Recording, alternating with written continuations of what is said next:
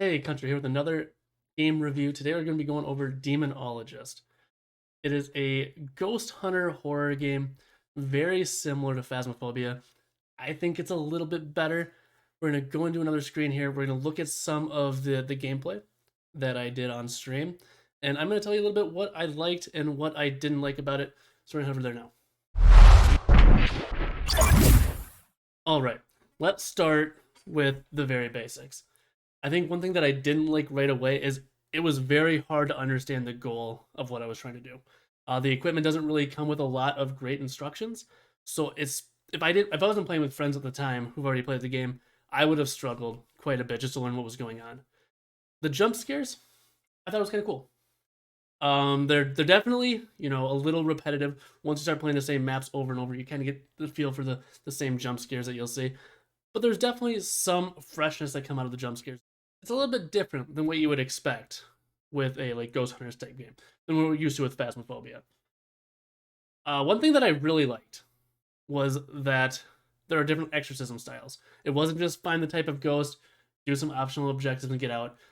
Some of them you had to burn fingers, and then another map you had to shoot the ghost with a gun. It was kind of cool. You had to build the gun and then shoot the ghost. It was kind of cool. It was definitely different, not something you're used to, and I had a good time with that.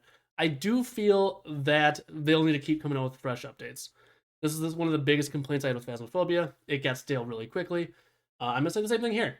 I think that they need to keep coming out with new updates, maps, ghosts, exorcism styles. I think there's a lot of potential here.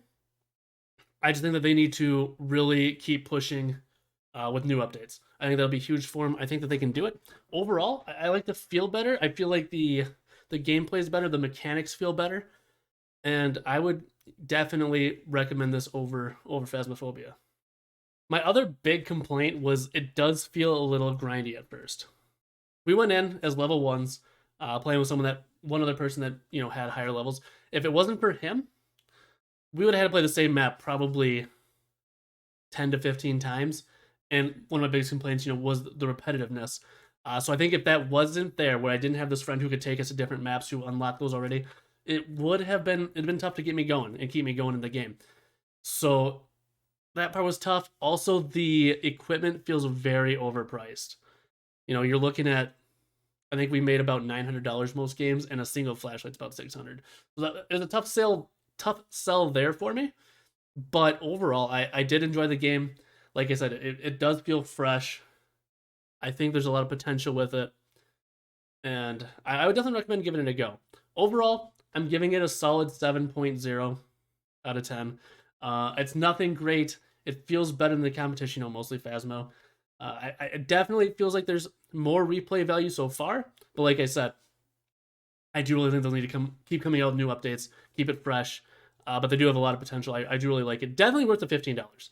It's not an overly expensive game. It's not even a mid tier price game. I would definitely give it a shot. If you don't like it, you don't like it. It's $15. It could be way worse. So like I said, 7.0. That's the final review. Thank you for tuning in, and I hope you have a great rest of your day.